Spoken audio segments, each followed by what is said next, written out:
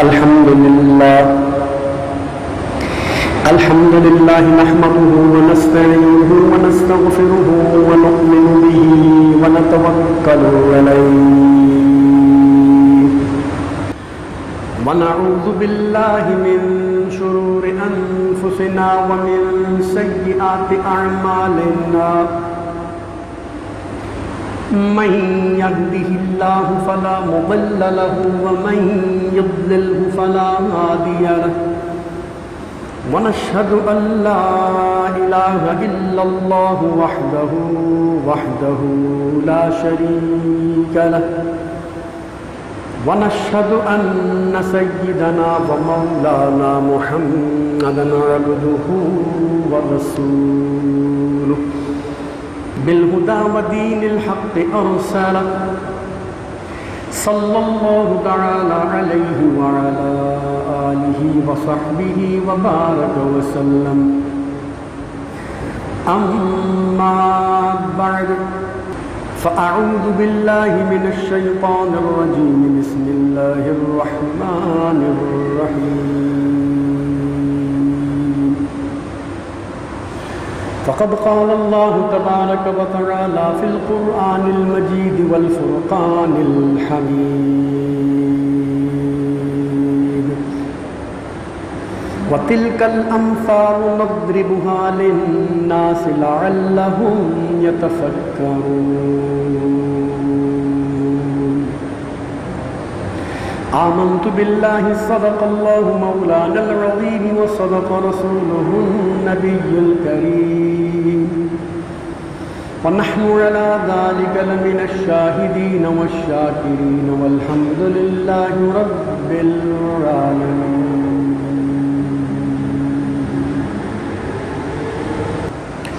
حمد و صلات کے بعد قرآن مجید فرقان حمید کے 28ویں پارے میں سے سورہ حشر کے دوسرے رکوع کی ایک آیت مبارکہ جو کہ سورہ حشر کی آیت نمبر 21 ہے تلاوت کرنے کا شرف حاصل کیا ہے.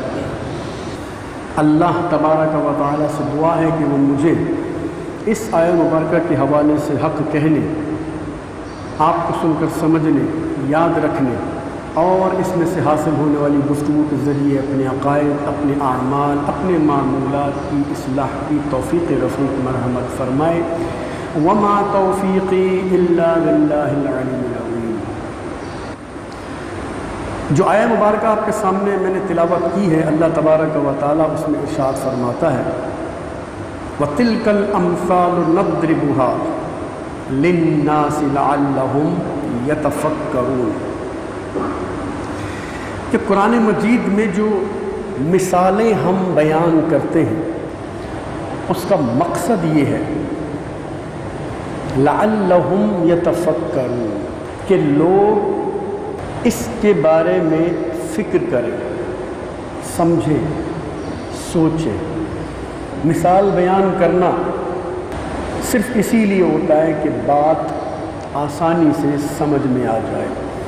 یہ ہر انسان کا طریقہ رہا ہے. ہر کتاب لکھنے والا اس طریقے کو اختیار کرتا ہے. کوئی بھی سخت بات، کوئی بھی مشکل بات، مبہم بات جو سامع کو یعنی جو سامعین ہوتے ہیں، سننے والے ہوتے ہیں، ان پر اگر وہ بھاری ہوتی ہے یا ان کے سمجھ پر شاق ہوتی ہے، مشکل ہوتی ہے، تو اس کو مثال دے کر بیان کرنا یہ رب تبارک و تعالیٰ کی سنت ہے. رسول اللہ صلی اللہ تعالی علیہ وسلم آپ نے بھی اپنی احادیث مبارکہ میں جتنی بھی نصیحتیں فرمائیں ان نصیحتوں میں مثالیں دے دے کر لوگوں کو سمجھایا. بڑے بڑے فقہاء نے شرعی مسائل سمجھانے کے لیے مثالیں دے کر سمجھایا. بڑے بڑے مصنفین نے اپنی کتابوں کو لکھا، بعض کا کہانیوں کی شکل میں طریقہ تھا، جیسے شیخ سعدی رحمۃ اللہ علیہ، مولانا روم رحمۃ اللہ علیہ، انہوں نے مثنوی مولانا روم اور مثنوی شیخ سعدی کی جو حکایات ہیں وہ کتابیں ہیں، ان کتابوں کے اندر ان بزرگوں نے مثالوں کے ذریعے نصیحت اور وعظ کیا ہے۔ آج لوگ جتنے علم سے دور ہوتے چلے گئے، کلام اللہ سے دور ہوتے چلے گئے، احادیث سے دور ہوتے چلے گئے، پڑھنے لکھنے سے دور ہوتے چلے گئے، مطالعے سے دور ہوتے چلے گئے، اتنا ہی وہ لوگ نصیحت کی باتوں، مثالوں کو بھی تنگ نظری سے دیکھنے لگے۔ آج انہیں کوئی بات تقریر میں، بیان میں مثال کے ذریعے سمجھائی جانے کی کوشش کی جائے تو کہتے ہیں بھئی یہ تو بس مثالی بیان ہوتی رہتی ہے، ہمیں کوئی قرآن سناؤ، ہمیں کوئی حدیث سناؤ۔ تو حالانکہ اب اس بندے نے قرآن و حدیث پڑھا یا سمجھا ہو تو اسے پتہ چلے نا کہ قرآن و حدیث تو جگہ جگہ مثالیں بیان کر کے لوگوں کو سمجھاتا ہے۔ جو میں نے آیات آپ کے سامنے پڑھی ہے، اس میں اللہ تعالیٰ یہی تو فرما رہا ہے، وَتِلْكَ الْأَمْثَالِ، کہ لوگوں یہ جو میں مثالیں بیان کرتا ہوں تمہارے سامنے، نَضْرِبُهَا لِلنَّاسِ، وہ اسی لیے میں لوگوں کو بیان کرتا ہوں، لَعَلَّهُمْ يَتَفَكَّرُونَ، کہ وہ اس پر غور کریں، فکر کریں اور اپنے آپ کو درست رکھنے کی کوشش کریں۔ چنانچہ مشکات شریف میں ایک حدیث ہے جس میں بیہقی میں دوسرے الفاظ کے ساتھ بھی موجود ہے، چنانچہ پہلے میں مشکات شریف کی حدیث آپ کے سامنے پیش کرتا ہوں کہ وعن ابی ہریرہ رضی اللہ تعالی عنہ قال، کہ حضرت ابو ہریرہ فرماتے ہیں قال رسول اللہ صلی اللہ علیہ وسلم، کہ اللہ کے رسول نے فرمایا نزل القرآن علی خمسۃ اوجہ، کہ قرآن کریم 5 قسموں پر نازل ہوا ہے، یعنی اس میں سمجھانے کے 5 طریقے کے انداز ہیں۔ فرمایا حلال و حرام و محکم و متشابہ و امثال، فرمایا حلال 1، حرام 2، محکم یعنی حکم 3، متشابہ یعنی ایسی باتیں جو عام نہیں سمجھ سکتے لوگ 4، اور امثال یعنی مثالیں۔ تو اللہ کا نبی صلی اللہ علیہ وسلم تو ہمیں سمجھا رہا ہے، بتا رہا ہے کہ قرآن کریم کو اللہ نے 5 قسموں پر، 5 طریقے پر، 5 طرح سے سمجھنے کے لیے آسان بنایا ہے، کہ ایک تو اس نے سیدھا حلال بتا دیا، حرام بتا دیا، پھر کچھ احکامات دے دیے، پھر کچھ شک والی باتیں، متشابہ قسم کی باتیں جو لوگوں کی سمجھ میں نہیں آنے والی، متشابہ باتیں جو لوگوں کی سمجھ میں نہیں آتی وہ باتیں بیان فرمائیں، اور 5ویں نمبر پر مثالیں دے کر بیان۔ اب اس کے بعد یہ ارشاد فرمانے کے بعد فرماتے ہیں فَأَحِلُّ الْحَلَالِ، تو اس کے حلال کو حلال ہی جانو، وَحَرِّمُ الْحَرَامِ، تو اس کے حرام کو حرام ہی جانو، وَاعْمَلُوا بِالْمُحْكَمِ، اور اس کے محکم پر، جو اس کا حکم ہے اس پہ عمل کرو، وَآمِنُوا بِمُتَشَابِهِ، اور جو بھی اس کے مشابہ متشابہ آیتیں ہیں جو تمہیں سمجھ میں نہیں آ رہی تم اس پر ایمان رکھو، کہ جو اللہ نے بیان کیا وہ حق ہے، سچ ہے، بھلے میری سمجھ میں نہیں آ رہا وہ حق ہے، سچ ہے۔ اور پھر فرمایا وَاعْتَبِرُوا بِالْأَمْثَالِ، سبحان اللہ، اور مثالوں سے عبرت پکڑو، مثالوں سے عبرت حاصل کرو۔ لیکن دور عجیب آ گیا، لوگوں کو تقریر سنائی جائے، گفتگو بتائی جائے، مشکل بات مثالوں کے ذریعے سمجھائی جائے تو آگے سے کہتے ہیں جی وہ مولانا صاحب مثالیں دیتے ہیں، مثال ہمیں کیوں دیتے ہیں، مثال کیوں دیتے ہیں؟ تو بھائی ٹھیک ہے، آپ بہت سمجھدار ہوں گے، لیکن جتنے آپ کے آس پاس بیٹھے سب آپ ہی کے لیول کے سمجھدار ہوں گے ضروری تو نہیں ہے، کچھ ہمارے جیسا بھی نہ سمجھ ہو سکتا ہے۔ ہم اپنے جیسے نہ سمجھوں کو سمجھانے کے لیے جو ہے وہ مثال دیتے ہیں تاکہ لوگوں کی سمجھ میں آسانی سے بات آ جائے۔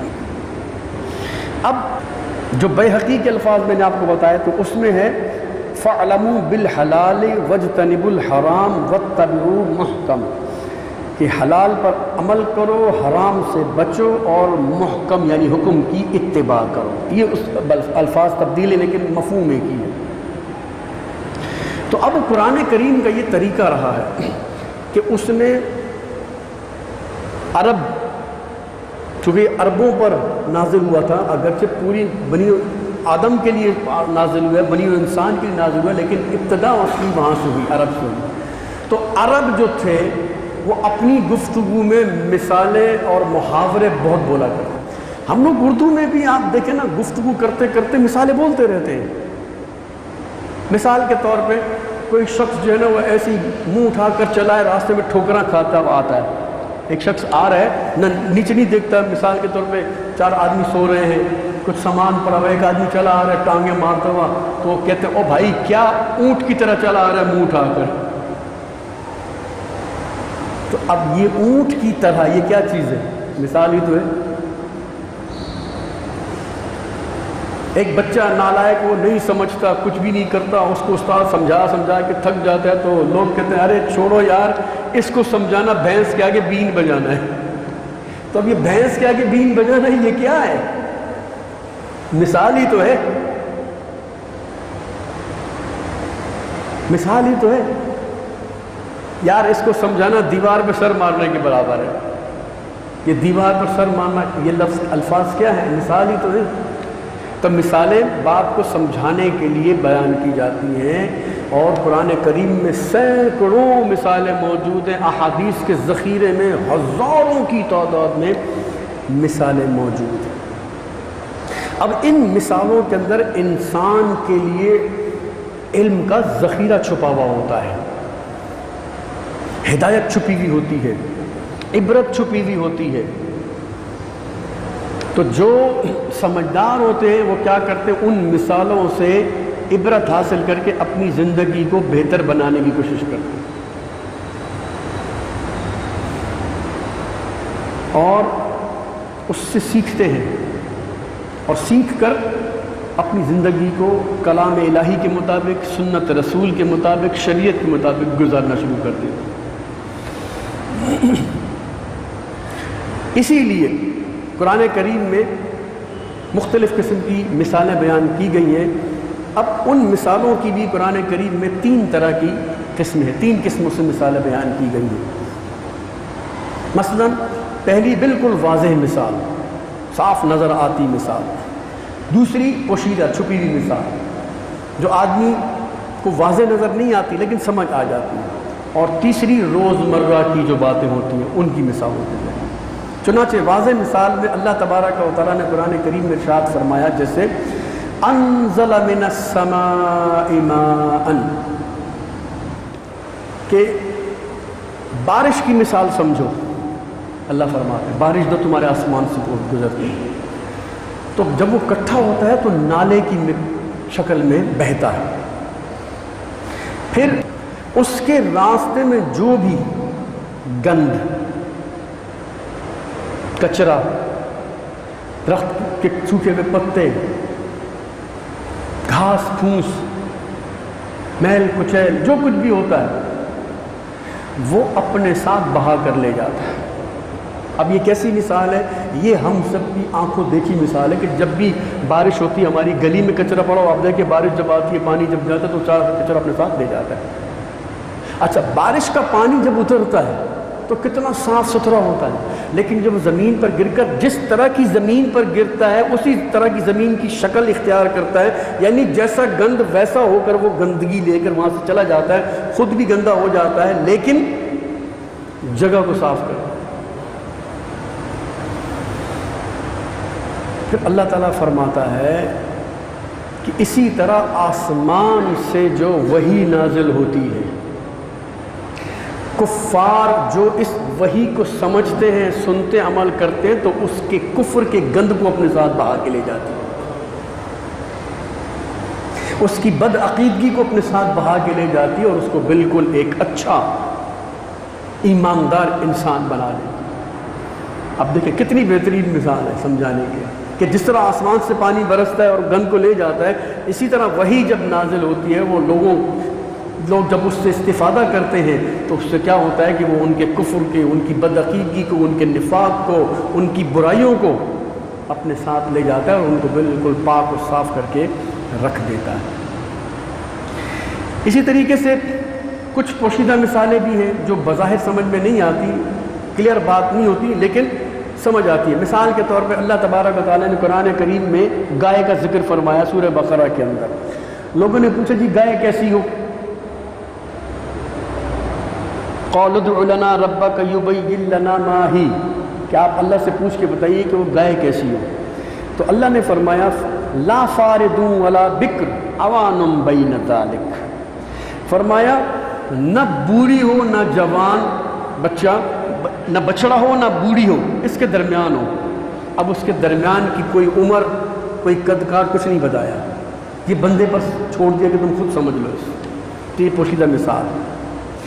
اسی طریقے سے اللہ تبارک و تعالیٰ سے پوچھا گیا کہ ہم کس طرح خرچ کریں، ہمارے پاس جو پیسہ ہے ہم کیسے خرچ کریں، ہمارے پاس تو مال بہت ہے، ہم اس مال کو کیسے خرچ کریں؟ تو اللہ تبارک و تعالیٰ فرماتا ہے والذین اذا انفقوا لم یسرفوا ولم یقتروا وکان بین ذلک قواما، کہ اور وہ کہ جب خرچ کرتے ہیں نہ تو حد سے بڑھ جاتے ہیں اور نہ ہی کنجوس بن کے تنگی کرتے ہیں، بلکہ درمیان میں رہتے ہیں۔ اب وہ درمیان میں کس طرح رہتے ہیں یہ نہیں بتایا، چھپا دی بات، لیکن سمجھا دیا کہ حد سے آگے مت بڑھو اور اتنی کنجوسی بھی نہ کرو کہ تم ضروریات پر بھی خرچ نہ کر سکو۔ تمہارا بچہ بیمار ہو، تم محلے سے ہی بس ڈسپرین کی گولی دے کے اس کو کھلا دو، ڈاکٹر تک لے جاؤ ہی نہیں تم، یہ کنجوسی۔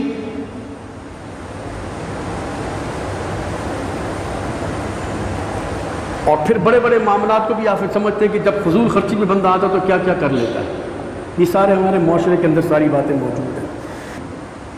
پھر نماز کے بارے میں پوچھا گیا کہ ہم نماز کس طرح پڑھیں، ہماری آواز کیسی ہونی چاہیے، تو اللہ تعالیٰ فرماتا ہے وَلَا تَجْهَرْ بِصَلَاتِكَ وَلَا تَخَافِتْ بِهَا وَاتَّبِعْ بَيْنَ ذَلِكَ سَبِيلًا، کہ اپنی نمازوں میں یا اپنی دعا میں اتنی اونچی آواز بھی مت کرو کہ لوگ پریشان ہو جائیں، اور اتنی دھیمی بھی نہیں ہونی چاہیے کہ آپ کو پتہ ہی نہ ہو کہ آپ کیا پڑھ رہے ہیں، یعنی درمیانی آواز۔ یہاں بھی اللہ تعالیٰ نے مثال دے کر بیان فرمایا، لیکن چھپی ہوئی۔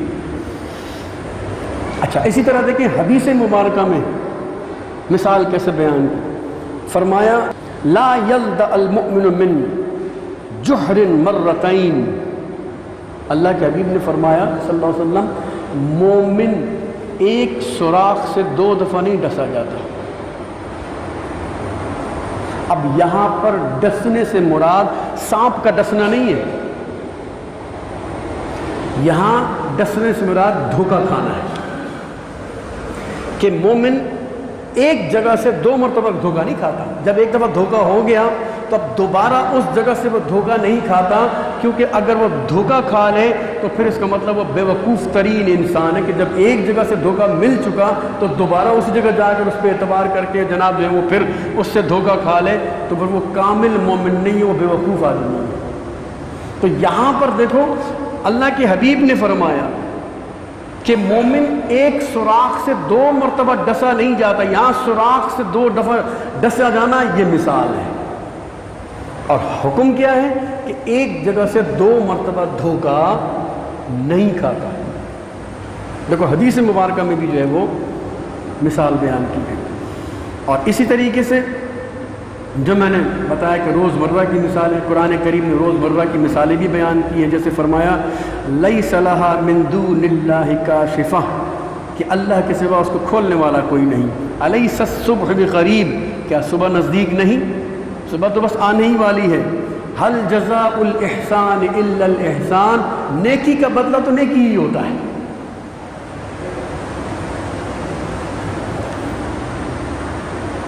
تو کیا مطلب؟ یہ عام سی مثالیں ہیں، اچھائی کا بدلہ اچھائی، برائی کا بدلہ برائی۔ ہم کہتے ہیں نا کہ جیسا کرو گے ویسا بھرو گے۔ تو یہ روز مرہ کی مثالیں، چلتی پھرتی مثالیں ہوتی ہیں جو لوگوں کو اپنی گفتگو کے دوران بیان کر کے سمجھائی جاتی ہیں۔ تو اس لیے میرے کہنے کا مطلب یہ تھا، بتانے کا عرض و مقصد یہ ہے کہ قرآن کریم بندوں کو بات سمجھانے کے لیے مثال بیان کرتا ہے۔ اسی لیے اس نے فرمایا کہ وَتِلْكَ الْأَمْثَالُ نَضْرِبُهَا لِلنَّاسِ لَعَلَّهُمْ يَتَفَكَّرُونَ۔ دوسری جگہ ارشاد فرمایا وَلَقَدْ ضَرَبْنَا لِلنَّاسِ فِي هَذَا الْقُرْآنِ مِنْ كُلِّ مَثَلٍ لَعَلَّهُمْ يَتَذَكَّرُونَ، کہ ہم اپنے قرآن میں اس کلام میں مثالیں اس لیے بیان کرتے ہیں کہ لوگ اس سے نصیحت حاصل کریں۔ انشاءاللہ یہ تو ایک تمہیدی اور ایک انٹروڈکشن کے طور پہ، تعارف کے طور پہ ایک نشست تھی۔ انشاءاللہ آگے میں قرآن کریم کی احادیث مبارکہ کی اور بزرگوں کی بیان کی گئی مثالیں بھی آپ کے سامنے اپنی نشستوں میں بیان کروں گا، اور اس سے میں آپ کو سمجھاؤں گا کہ جب کوئی نصیحت کی جاتی ہے، جب کوئی بات کی جاتی ہے اور اس میں کوئی مثال جب دی جاتی ہے، کیونکہ میں اکثر اپنی گفتگو کے دوران مثالیں دیتا ہوں، بہت مثالیں دیتا ہوں۔ کیوں؟ اس لیے کہ قرآن و حدیث سے، کتب سے میرا واسطہ رہتا ہے، تو میں جانتا ہوں، مجھے معلوم ہے، اور جو بھی سمجھدار آپ میں سے ہے، جو بھی جس کا بھی مطالعہ سے کوئی شوق ہے، وہ جانتا ہے اس چیز کو کہ اللہ، اس کا رسول اور جتنے بھی لوگ ہیں وہ کسی بات کو سمجھانے کے لیے مثالیں دیتے ہیں۔ مثال کے بغیر بات کبھی کبھی مشکل ہو جاتی ہے۔ مثلا میں ایک مثال آپ کو دیتا ہوں۔ مولانا روم یا شیخ سعدی رحمۃ اللہ علیہ اپنی جو اس کی مثنوی کی کتابیں ہیں اس کے اندر ایک واقعہ نقل کرتے ہیں، اور وہ واقعہ ایک ذہنی تمثیل ہے، حقیقت سے اس کا کوئی تعلق نہیں، ایک کہانی ٹائپ کا۔ وہ کہتے ہیں بھئی ایک مرتبہ شیر نے لومڑی سے اور بھیڑیے سے کہا کہ چلو شکار کرتے ہیں۔ چلو ٹھیک ہے کرتے۔ اب وہ دونوں تینوں شکار کے لیے نکلے، اور کچھ دیر بھاگم دوڑی اور یہ کرنے کے بعد 3 جانور شکار کر لیے۔ ایک بکری وہیں کہیں پھر رہی تھی، ایک ہرن، اور ایک 2-3 چھوٹے سے خرگوش۔ اب جب ہو گیا نا تو اس کے بعد اب تینوں اکٹھے ہو گئے۔ شیر نے بھیڑیے سے کہا ذرا تقسیم کرو، اس کو تقسیم کرو۔ تو بھیڑیے نے کہا کہ اس میں تقسیم کی کیا بات ہے، سیدھا سیدھا حساب ہے، ہرن آپ لے لیں، بکری مجھے دے دے، اور یہ جو خرگوش ہے یہ لومڑی کو دے دے۔ اب حصہ بقدر جثہ، آپ بڑے ہیں آپ بڑا جانور لے لیں، میں درمیانہ ہوں مجھے درمیانہ دے دیں، لومڑی چھوٹی ہے اس کو آپ خرگوش دے دیں۔ اب وہ کہتے ہیں شیر نے سے گھور کے دیکھا بھیڑیے کو، اور ایک ایسے ہاتھ گھما کے اس کے منہ پہ دے مارا، بھیڑیا وہیں کلٹی ختم، اس کا کہاں اس سے برداشت ہوتا، وہیں مر گیا وہ۔ پھر وہ لومڑی سے کہتا ہے ہاں لومڑی اب تو تقسیم کر۔ لومڑی کہتی ہے مائی باپ کو مسئلہ ہی نہیں ہے، بھائی دیکھیں نا یہ جو ہرن ہے آپ ناشتے میں کھا لیں، یہ جو بکری ہے یہ آپ دوپہر لنچ کر لیجئے، اور یہ جو خرگوش ہے شام کا وقت ہوگا ہلکا کھانا چاہیے تو یہ خرگوش کھا لیجئے گا، کوئی مسئلہ ہی نہیں۔ اور جہاں تک یہ بھیڑیا ہے جب آپ کا جی چاہے، کبھی برنچ کا آپ کا جی چاہے، بیچ میں ریفریشمنٹ چاہے تو یہ پڑا ہوا ہے۔ تو شیر نے کہا واہ لومڑی واہ، اتنی زبردست سمجھداری کی بات تو نے کدھر سے سیکھی؟ اس نے کہا جی بھیڑیے کے انجام سے، یہ بھیڑیے کا جو انجام ہوا نا اس سے میں نے یہ بات سمجھداری والی سیکھی ہے کہ بڑوں کے آگے ذرا سنبھال کے بات کرنی چاہیے، ایسا نہیں کہ جناب جو میں بک دیا تو یہی انجام ہوتا ہے۔ شیخ سعدی رحمۃ اللہ تعالیٰ علیہ یہ کہانی بیان کر کے فرماتے ہیں لوگوں سنو، اسی طرح اللہ تبارک و تعالیٰ نے، اب ان کی نصیحت ہے، اب مثال بیان کر کے اب وہ نصیحت فرماتے اسی لیے اللہ تبارک و تعالیٰ نے اے امت محمد تمہیں آخر میں پیدا فرمایا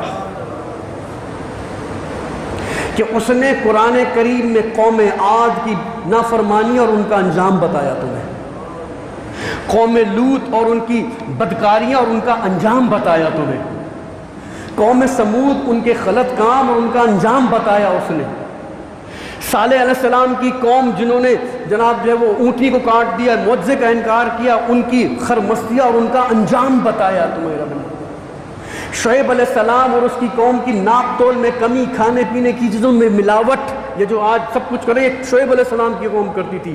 شعیب علیہ السلام ان کو سمجھاتے رہے نہیں مانے، اللہ تبارک و تعالیٰ نے عذاب کر کے پوری قوم کو برباد کر دیا، تباہ کر دیا۔ اور جن لوگوں نے نیک اعمال کیے اللہ نے ان پر جو انعامات کیے، جنتیں دی، ان کے واقعات تمہیں بیان فرمائے۔ تو پورے قرآن میں تمہیں واقعات بیان کر کے تمہیں سمجھایا ہے کہ دیکھو جن لوگوں نے میری فرما برداری کی، جنات عدن تجری من تحتها الانہار ذالک الفوز العظیم کے مرتبے پر ڈال دیا، انہیں جنتوں پر پہنچا دیا جن میں نہریں بہہ رہی ہیں، تکیہ لگائے بیٹھے ہیں، حوروں کے ساتھ ہیں اور مزے کر رہے ہیں۔ اور جن لوگوں نے میری نافرمانیاں کی، کسی کو سیلاب میں ڈبو دیا، کسی کو بجلی کی کڑک نے آ لیا، کسی کو زلزلے نے آ لیا، کسی کو زمین میں زندہ دفن کر دیا، کسی پر پتھر برسا دیے، الغرض لوگوں سنو، قرآن تمہیں سمجھا رہا ہے، اللہ تمہیں سمجھا رہا ہے کہ میں نے تمہیں آخر میں اپنے محبوب محمد کی امت میں اس لیے پیدا کیا ہے تاکہ تم پر تمام قوموں کے حال ظاہر ہو جائیں اور تم میری نافرمانی سے بچ سکو۔ اب دیکھو کتنی پیاری مثال اور اس کے اوپر کتنی بہترین نصیحت۔ اب مسلمان عمل کر رہے ہیں، ملاوٹ سے بچ رہے ہیں، ناپ تول میں کمی سے بچ رہے ہیں، کوئی پیٹرول پمپ پورے لیٹر دے رہا ہے، کوئی دکاندار پورا سامان دے رہا ہے۔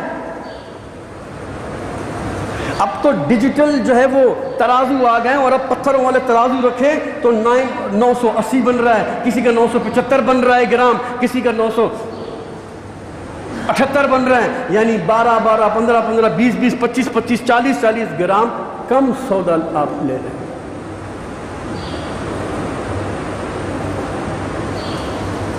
یہ تمام چیزیں اللہ تبارک و تعالیٰ نے بیان کی، ہمیں بتایا کہ جو ملاوٹ کرنے والے ہوتے تھے ان کا وَيْلٌ لِكُلِّ هُمَزَةٍ لُمَزَةٍ۔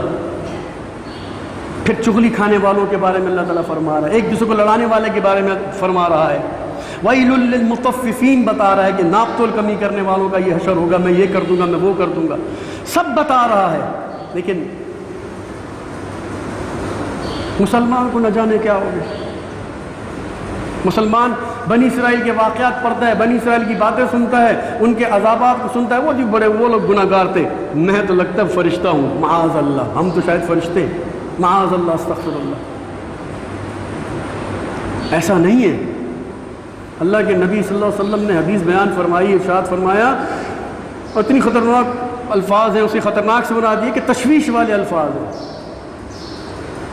فرمایا لوگوں میں وہ حال دیکھ رہا ہوں، یعنی قیامت کی نشانیوں میں ارشاد فرمایا، میں وہ حال دیکھ رہا ہوں کہ تم قدم بہ قدم نقش قدم پر بنی اسرائیل کے چلو گے۔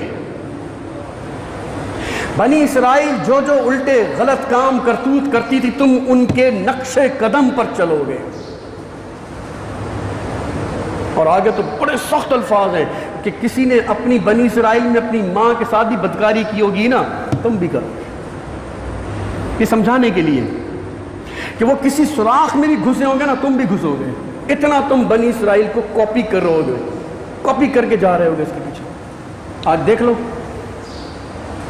لو بنی اسرائیل نے جو جو دنیا میں اپنے کارنامے دیے، جن کے پر قرآن کریم نے ہمیں متنبع فرمایا، وارننگز دیں حدیثوں میں ہمیں متنبہ کیا گیا، وارننگز دی گئی، ڈرایا گیا. آج وہی کام امت مسلمہ دھڑلے سے کرتی، ذرا خوف خدا، آنکھوں میں شرم کچھ بھی نہیں ہے، چلیے چلی جا رہی، کیے چلی جا رہی.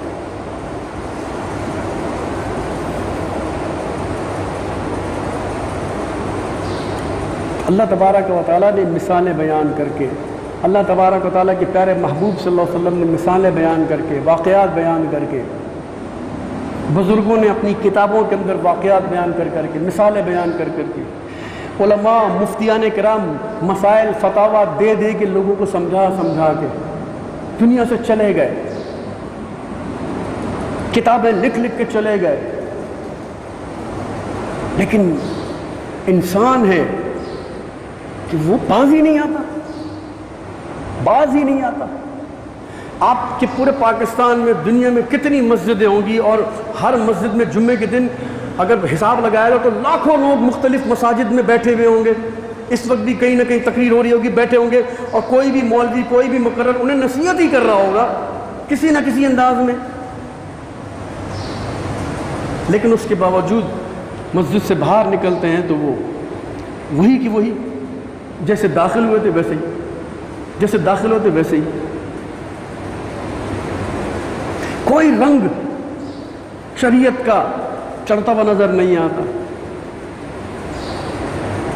کوئی رنگ سنت کا چڑھتا ہوا نظر نہیں آتا، کوئی رنگ آیت قرآنی کا چڑھتا ہوا نظر نہیں آتا.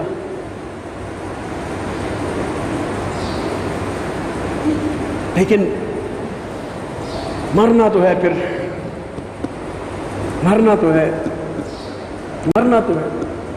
اور ہر ایک کو قل ان الموت الذی تفرون منہ انہ ملاقیکم، اے محبوبہ فرما دو وہ موت جس سے تم بھاگتے ہو، فانہ ملاقیکم، تمہاری اس سے لازماً ملاقات ہوگی. ثم تردون الی عالم الغیب والشہادہ، پھر تمہیں اس عالم الغیب والشہادہ جو ہر چھپی اور ظاہر بات کو جانتا ہے اس کے سامنے پیش کر دیا جائے گا. فَيُنَبِّئُكُمْ بِمَا كُنْتُمْ تَعْمَلُونَ، تو وہ تمہیں تمہاری ایک ایک حرکت کے بارے میں بتا دے گا جو تم کرتے تھے. ایک تو یوں اللہ فرما رہا ہے کہ تمہیں دکھا دے گا، اور دوسرے مقام پہ سورہ بنی اسرائیل میں فرما رہا ہے اقرا کتابک، اے بندے ذرا اپنا نامہ اعمال خود پڑھ کے سنا، خود پڑھ. ہر بندے سے کہا جائے گا اپنا نامہ اعمال، جو اس کے گلے میں جیسے بستہ ہوتا ہے نا، بچے گلے میں پہن کے جاتے ہیں، کتابیں بھری ہوئی ہوتی ہیں، وہ بستے کی شکل سمجھ لو، واللہ عالم جو بھی. آپ اب دیکھو میں مثال دے رہا ہوں سمجھانے کے لیے، اس کے گلے میں اس کا نامہ اعمال لٹکا ہوگا جیسے بستہ ہوتا ہے، کوئی تختی لٹکی ہوئی ہو. آج جو ہے وہ مختلف اداروں کے اندر کارڈ ڈلا ہوا ہوتا ہے گلے کے اندر، وہ اس کی پہچان ہوتی ہے، اور اس کے بار کوڈ لگے ہوتے ہیں. بعض میں بار کوڈ ایک مشین لگاتے ہو تو سارا ڈیٹا اس کے اندر آ جاتا ہے. آپ کے شناختی کارڈ کے اوپر بار کوڈ لگا ہوا ہوتا ہے، لکیریں چھوٹی چھوٹی، اس کو خالی وہ اسکینر دیکھتا ہے تو آپ کی پوری معلومات پتہ چل جاتی، تم کون ہو، تم کیا، تمہاری کاسٹ کیا ہے، تمہارا نام کیا، تمہارے باپ کا نام کیا، تمہارا خاندان کیا، تم رہتے کہاں ہو، کب پیدا ہوئے، کہاں رہتے ہو، وہ سب پتہ چل جاتا ہے اس میں. تو اللہ فرمائے گا ذرا پڑھ اپنا نامہ اعمال، جب سے تو نے ہوش سنبھالا ہے، جب سے میری شریعت کے احکام تجھ پر نافذ ہوئے، ذرا پڑھ. تب دیکھ لو بچپن کے جتنے گھوٹالے کیے سنانے پڑیں گے، جتنی 420 کی سنانی پڑیں گی، پھر جوانی میں آ کے جو کیا سنانا پڑے گا. نوجوانی میں، جوانی میں، ادھیڑ عمر میں، بڑھاپے میں جو کچھ کیا وہ سب سنانا پڑے گا کہ میں نے یہ کیا، میں نے. اور وہاں کوئی بندہ یہ نہیں کہہ سکے گا جی ایکسکیوز می سوری میں سب کے سامنے بول نہیں سکتا، ایسا کیسے نہیں بول سکتا. جب عالم الغیب والشہادہ اور واحد القہار حکم دے گا اقرا، تو کسی کی مجال ہوگی کہ آگے نہ کر سکے. پھر ایک اور سیشن کی طرف اشارہ کرتے ہوئے ارشاد فرماتا ہے الیوم نختم علی افواہہم، آج یہ جتنے بھی معذرت کرنے والے ہوں گے اللہ فرمائے گا اے زبانوں چپ ہو جاؤ، مہر لگا دے گا، زبان چپ ہو جا، تو کچھ مت بول۔ اب وہ زبان آج میں جو بول رہا ہوں، میں کس کے حکم سے بول رہا ہوں؟ سب بتاؤ۔ اللہ کے حکم سے نا۔ وہ چاہے تو کان سے بلوا دے، وہ چاہے تو ناک سے بلوا دے، وہ چاہے تو انگلی سے بلوا دے، چاہے تو وہ ہونٹ سے بلوا دے، زبان کو حکم دے تو مت بول، تو فلانی چیز تو بول۔ وہ تو قادر مطلق ہے نا۔ تو اللہ فرما رہا ہے الیوم نختم علی افواہہم، کہ آج یعنی قیامت کے روز میں ان کی زبانوں پر مہر لگا دوں، وتکلمنا ایدیہم، ان کے ہاتھوں کو حکم دوں گا تم بولو، وتشہد ارجلہم، اور ان کے پیر گواہی دیں گے کہ یہ کیا کیا کرتے تھے، کہاں کہاں جاتے تھے۔ اس وقت روک کے دکھا دو نا اپنے ہاتھوں کو اور پیروں کو کہ وہ تمہاری گواہی نہ دیں۔ تو یہ ہونا ہے، یہ کوئی افسانوی بات نہیں ہے، اس سے فرار نہیں ہے۔ آنکھیں بند کر لینا، پھر میں کہوں گا مثال والی بات، کبوتر کی مثال ہے کہ جب وہ بلی کو دیکھ کے آنکھیں بند کر لے، وہ سمجھتا ہے میں چھپ گیا ہوں، وہ جب آنکھیں کھولے گا تو بلی کے پیٹ میں ہوگا، بولے گا ہے اندھیرا کہاں سے آئے گا؟ بلی بولے گی واہ بھائی واہ، تیرے جیسے سمجھداری کوئی نہیں ہے، بجائے اس کے کہ تو اڑ جاتا، پروں کو کھولتا، تو نے تو آنکھیں ہی بند کر لی، اب میرے پیٹ میں مزے کر۔ تو ان چیزوں سے چھٹکارا نہیں ہے، بھلے ہم دل کو راضی کرتے پھریں۔ بے شک اللہ تبارک و تعالیٰ غفور الرحیم، رحمان رحیم، غفار غفور سب ہے، لیکن منتقم بھی ہے، منصف بھی ہے، عادل بھی ہے۔ اور عادل جو ہوتا ہے، یاد رکھو، عادل جو ہوتا ہے اس نے اپنے عدل کی ایک ہلکی سی جھلک اپنے نبی کے اندر دکھائی کہ بنی مخزوم کی ایک عورت فاطمہ نے چوری کی، تو نبی صلی اللہ علیہ وسلم کی بارگاہ میں مقدمہ آیا، آپ نے فرمایا ہاتھ کاٹ دو، ثابت ہو گیا۔ لوگوں نے انس بن مالک رضی اللہ تعالیٰ کے ذریعے سفارشیں کی، بڑی سفارشیں کی، لیکن آپ نے فرمایا نہیں، اللہ کی حد میں کیا کر سکتا ہوں۔ حضرت انس جو کہ بہت ہی آپ کے چہیتے تھے، ان کے ذریعے، حضرت طلحہ کے ذریعے اور 2-3 صحابہ کے ذریعے، یا رسول اللہ وہ بڑا مطلب جلیل القدر قبیلہ ہے، بڑے اونچے لوگ ہیں، ان کی ناک کٹ جائے گی، ان کی مختلف قبیلوں میں بےزتی ہو جائے گی، یہ ہو جائے گا، وہ ہو جائے گا۔ تو آپ نے وہاں وہ تاریخی بات کہی جو ہمارا وزیر اعظم بھی اکثر کہتا رہتا ہے، لیکن لوگوں کی سمجھ میں نہیں آتی، کیونکہ لوگ تو پتہ نہیں کون سی دنیا میں رہتے ہیں۔ آپ نے فرمایا، اللہ کے نبی نے فرمایا کہ اگر فاطمہ بنت محمد صلی اللہ علیہ وسلم بھی چوری کرتی، میں اس کا بھی ہاتھ کٹواتا۔ سب چپ ہو گئے، لو جی نبی صلی اللہ علیہ وسلم نے تو اپنے پر بات لے لی، کیونکہ شرعی حد ہے نا۔ اب فاطمہ بنت محمد سے افضل کوئی ہو تو دکھاؤ، پھر سارے چپ ہو گئے کہ اللہ کے قانون کے آگے کچھ بھی نہیں ہے۔ تو میرے بھائیوں، اتنے میں سمجھ جاؤ، اللہ تبارک و تعالی سمجھنے کی توفیق عطا فرمائے۔ آمین ثم آمین بجاہ النبی الامین، وما علینا الا البلاغ المبین۔